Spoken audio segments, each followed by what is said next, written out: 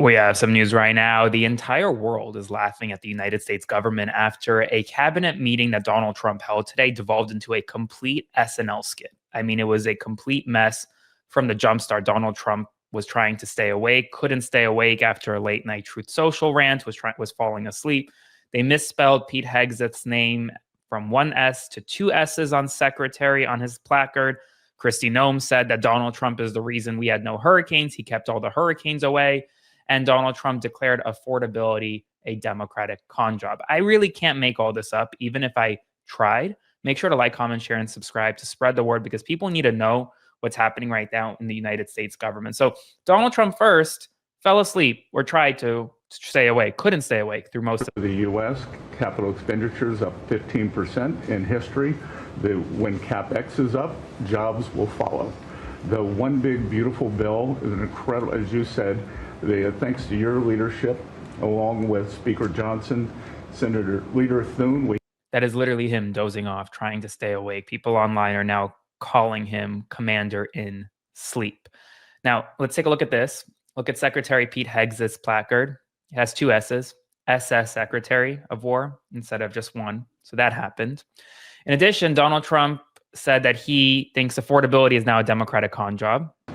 And it didn't have much of an impact because the prices were very high. But our prices now for energy, but for gasoline, are really low. Electricity's coming down. And when that comes down, everything comes down. But the word affordability is a Democrat scam. They say it, and then they go on to the next subject. And everyone thinks, oh, they had lower prices. No, they had the worst inflation in the history of our country. Now, some people will correct me, because I always love to correct me, even though I'm right about everything. But some people like to correct me, and they say 48 years. I say it's not 48 years, it's much more. But they say it's the worst inflation that we've had in 48 years. I say ever, but whether it's 48 years or ever, it's pretty bad. We had the worst inflation that we've ever had.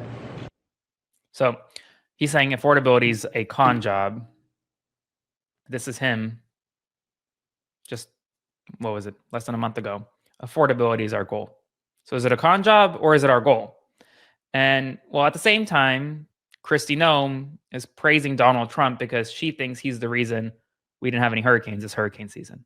I'm serious. Hard doing security, and they have been absolutely fantastic. Sir, you made it through hurricane season without a hurricane. Yeah. And so FEMA, you kept the hurricanes away. So we appreciate that. And FEMA is deploying resources and dollars 150% faster than. You kept the hurricanes away. No, he didn't keep the hurricanes away. I'm like, what are we doing? What are we doing? He didn't keep the hurricanes away. This is a natural disaster. Donald Trump doesn't control the weather. Why even joke about that? Maybe he had trouble staying awake because look at what his Truth Social feed looked like last night. I'm not going to go through it all. This is 5 minutes. Over 150 posts he made all night. All night. This goes on for 5 minutes, by the way. In any event, that's where we're at as a nation right now. The cabinet is clearly just praising Donald Trump for anything he does. World leaders, people around the world are laughing at us, laughing at him. And it's all while he's trying to say, well, affordability is no longer an issue. But in places like Wisconsin, affordability is an issue because prices are too damn high. And today I interviewed Wisconsin Lieutenant Governor Mandela Barnes, who announced his candidacy for governor. I want you to jump right in, check it out, like, comment, share, and subscribe. See you soon. Super excited today to be joined by Mandela Barnes, former Lieutenant Governor of Wisconsin, who announced that he is running for governor of Wisconsin. Now, Mandela, I just got to ask you, why are you running? Yeah, well, thanks so much for having me. I'm really excited to be in this race. It's been an incredible response so far. But I got in this race because we find ourselves at a critical moment. Things are increasingly more difficult for working class families all across Wisconsin. Our family farmers, our small business owners are all feeling the pinch. Costs continue to rise, utility bills, grocery costs, and healthcare. And we need leaders who are going to be bold and, one, stand up to Donald Trump, who's causing so much of these problems, but also leaders who are going to be ready to provide solutions on day one. I'm running because we have to reject the way that Washington has been doing things, especially as it continues to harm people all across Wisconsin. And we need to embrace a new strategy here in the state and bring opportunity to people in all corners of Wisconsin. I'm committed. I'm dedicated. Given my experience as a lawmaker and as lieutenant governor, I've been focused on solutions. And that's exactly what we're going to do in the office of governor. Well, I got to ask you, this is a crowded Democratic field. There are a lot of candidates running. Why should folks vote for you over another Democrat in the primary? For sure. And I do want to say I got a lot of friends in this race. I respect everybody who's running. This is, or it should at least be, a battle of ideas. And that's what's going to move us forward ultimately. But I can tell you my experience as a lawmaker and as lieutenant governor, having traveled this entire state multiple times over and working directly with Governor Evers as lieutenant governor through 2 state budgets, providing relief for people after the pandemic. Wisconsin had one of the best recoveries, and I'm proud to have been a part of that process. I'm proud of the work that we did to bring back Wisconsin to a point where there is opportunity versus the 8 years prior to us being in office. It was a lot of hard work cleaning up the mess of the former governor and having the vision of what Wisconsin could and should look like based on my time as lieutenant governor and the experiences that I've had working to lower people's energy costs, you name it, I believe sets me apart and puts me in the best position to lead the state. Now, you ran for Senate in Wisconsin in 2022. You lost to Ron Johnson by about 1 point. What do you say to folks who say, well, he just ran statewide, couldn't win in Wisconsin. Why should we trust him to win now? Well, let me first just say thank you to everybody who made that race possible. As you mentioned, it was a 1-point race. It was the closest Senate race in Wisconsin in over 100 years. It was the closest challenge to an incumbent in the entire country. But that wouldn't have been possible if it weren't for the many volunteers at the campaign, the many grassroots donors we have. So a debt of appreciation is gratitude is owed to them.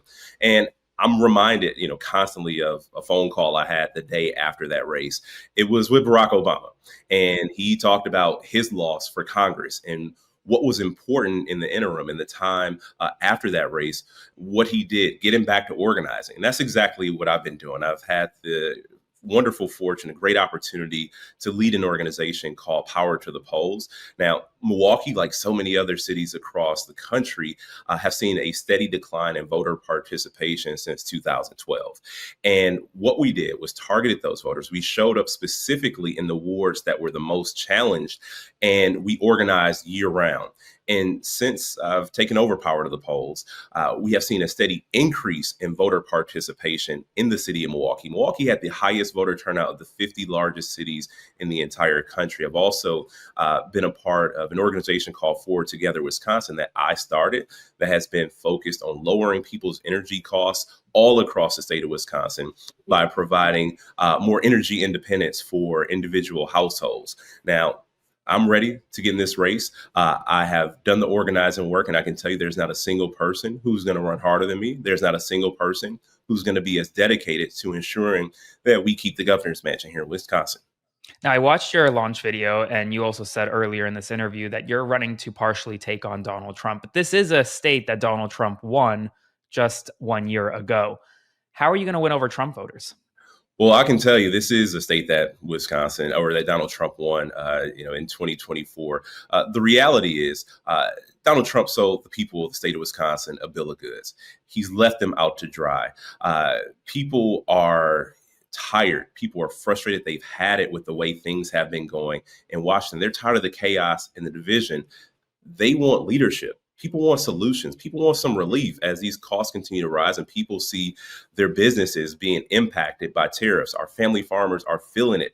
Our soybean farmers, our large and small manufacturing operations are feeling the impacts of these tariffs. And it's because Donald Trump wants to play games. And I am willing to stand up and take that message to people who may have voted for Donald Trump.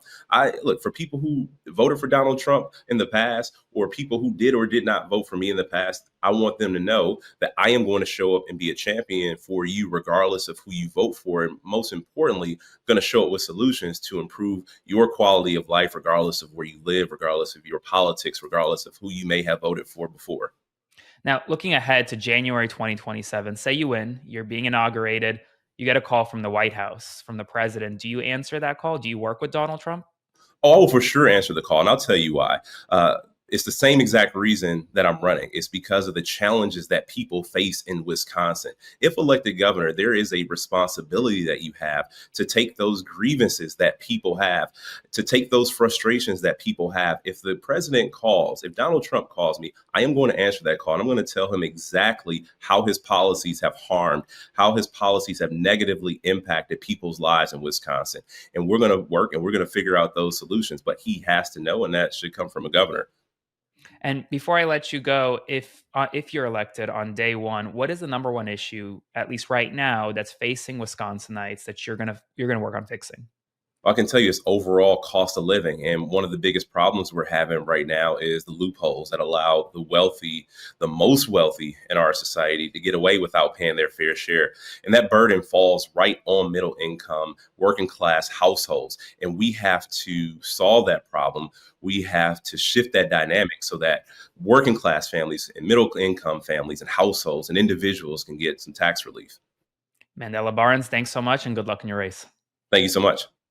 Hey folks, Aaron Parnas here. Thank you so much for watching The Parnas Perspective. Please consider subscribing to support our work as we grow this independent news media entity into something that rivals mainstream every single day. Thanks so much, and I'll see you soon.